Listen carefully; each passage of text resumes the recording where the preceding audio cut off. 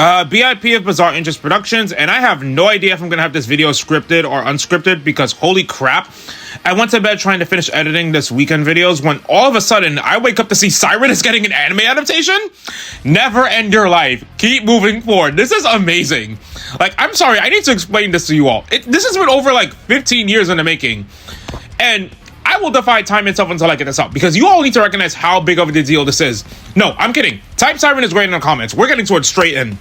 And before anyone asks if I'm using this announcement in for clicks and to profit off something, I tell you guys I prefer to keep my personal life private because of how dangerous and toxic it is to put your information out there where anyone can find you, attack you, target you, or hunt you down over the most little things. So when I tell you and show you that I not only have the volume 1 in my house, but I used to have a few Shonen Jump magazines that would be offered in schools with Scholastic if you could pay for it. And my bookmark is on the page for chapter 4. And wow, like, for context, I lost about 75% of my books thanks to a natural disaster, and one of them was a Shonen Jump magazine that had featured the English translations of certain things, like Naruto, Yu-Gi-Oh's manga, and yes, even PSYREN. That one I had lost chapters 1 to, I believe, 3 on it, and the one I'm showing you is the other one that I had from chapter 4 that I managed to preserve. And the first volume contains like the first 8 chapters, and that gives you everything you need to know about the series. Heck, I'll give you an honest response. Shorts do not do well for me between 6 a.m. and 6 p.m. And videos don't do that well until that time either. So if you see me talking about it in multiple shorts after 6 a.m., when I know that's when shows never work on this channel on this time, I'm like legit. This is one of the happiest moments I could ever experience. And I talked about PSYREN before in my Introverts Deserve Love video, which you can watch after this. And Saturday this video, I'll be talking about it again. And depending on my mental health, I'll probably talk about it on Sunday as well when I talk about romance and Shonen Jump. But we'll get to that another day. Basically, for those of you unfamiliar, PSYREN is a Japanese manga series written by and drawn by Toshiaki Iwashiro. And it was serialized in Shueisha Shonen Jump magazine Weekly Shonen Jump from December 2007 to November 2010 and collected into 16 tankobon volumes. Basically, the traditional volume releases that usually have like 1 to 10 chapters if it's a weekly series and 1 to 4 chapters if it's a monthly release. The series follows poster boy himself, Ahega Yoshida, a delinquent high school student who runs a service where he'll help out anyone with their problems for a rate of 10,000 yen.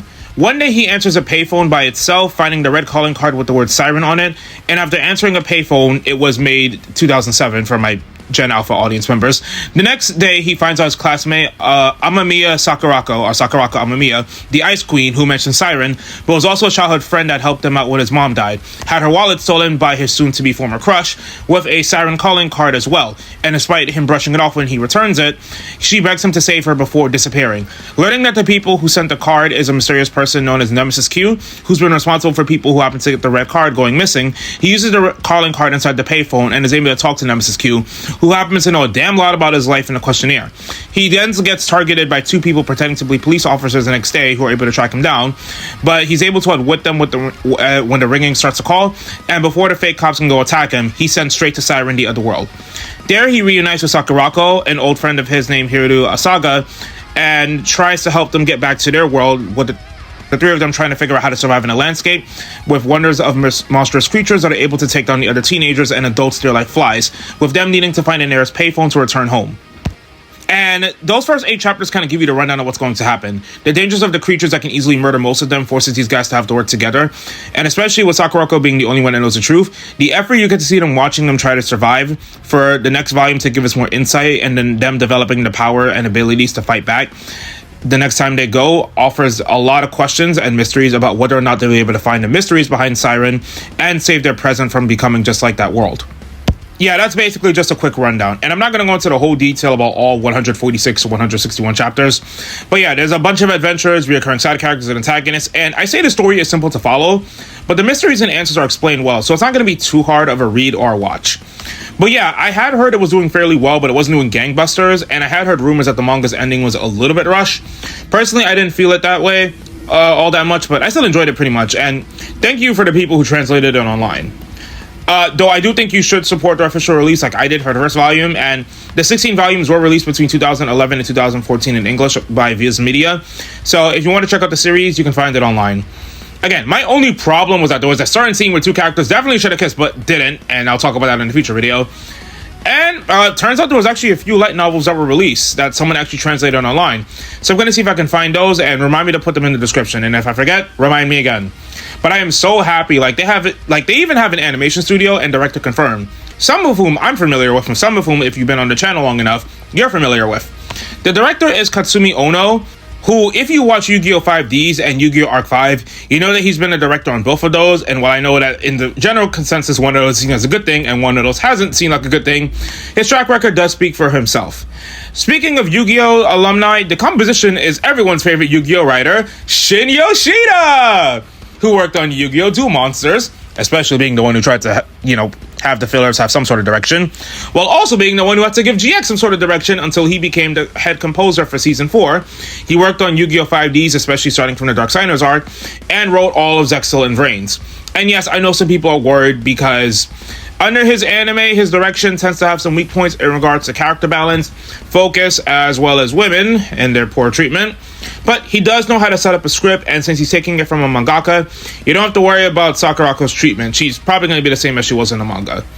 The studio is the interesting one, and it's going to be under Satelight, or Satelight? If I pronounce it like Satelight, I'm stupid.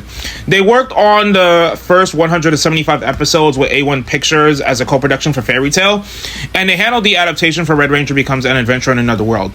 And yes, I know I need to watch the last 3 episodes. I'll get to reviewing those when I can.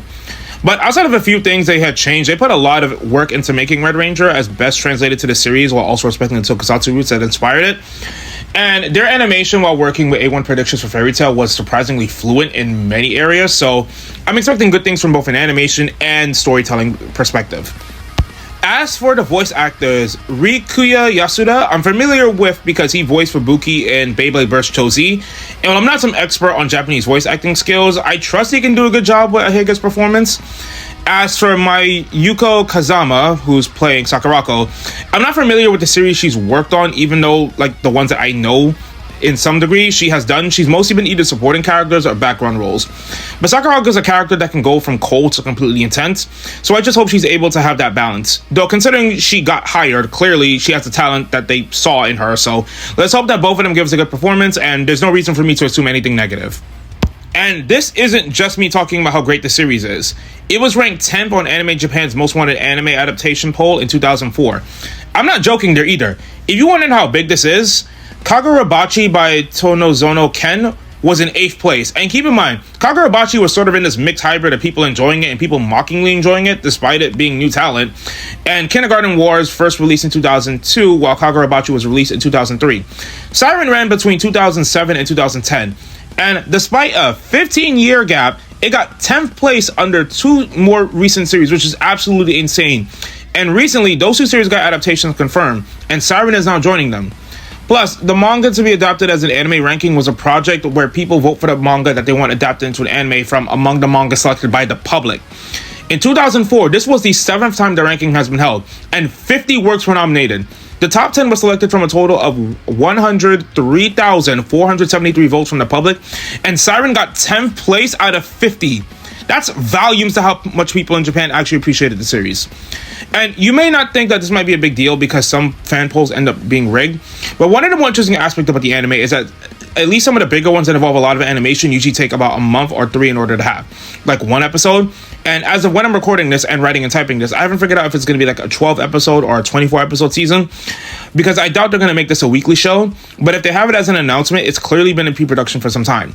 So they're probably influenced by the poll to get it adapted, since if production started in either 2024 or 2025, they should have some episodes ready, and if they have some episodes done and started in 2025, they could probably finish by the middle or start of 2026, where the anime should be ready to go.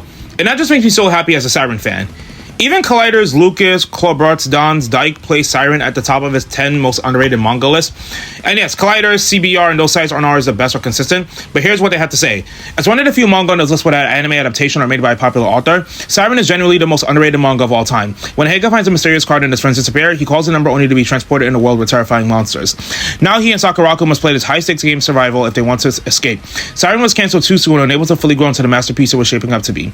Regardless, the manga remains a glorious battle shonen, boasting detailed art, an intricate power system, an inventive plot, and an intriguing mystery. PSYREN was visually and narratively perfect, making it a must-read manga that deserves more fans and a higher rating. Hopefully someday PSYREN gets an anime to show the world just how wonderful it is. And look, I know it's from a site I don't necessarily trust, but again, we agree, and look, here we are now. PSYREN's gonna get an anime to show just the world how wonderful it is, and I can't wait to see it.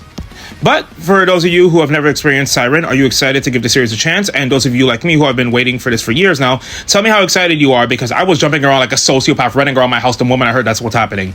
Anyway, I'm gonna get this out to you as fast as I can. You all let me know your thoughts in the comments. Thank you for watching. Like, comment, and subscribe, because we're almost at 900 subs. I'm aiming for 1,000 subs by the end of the year. And BIP of Art and Just Productions, signing off. I'm so excited. Hey, editing BIP here. Turns out it's also Toshiaki Iwashiro's birthday, and it's so amazing that he finally got like his hit manga to finally get an anime adaptation after all these years, and he gets to celebrate it on his birthday. Like, that's just a cherry on top, and I'm so proud of him and happy. He even said before that he was happy to actually hear from people who grew up with him that they were actually going to be animators on the series too. So I'm just really happy for him, and we should all just give him a round of applause. Like, I'm so happy for you, man. Congrats.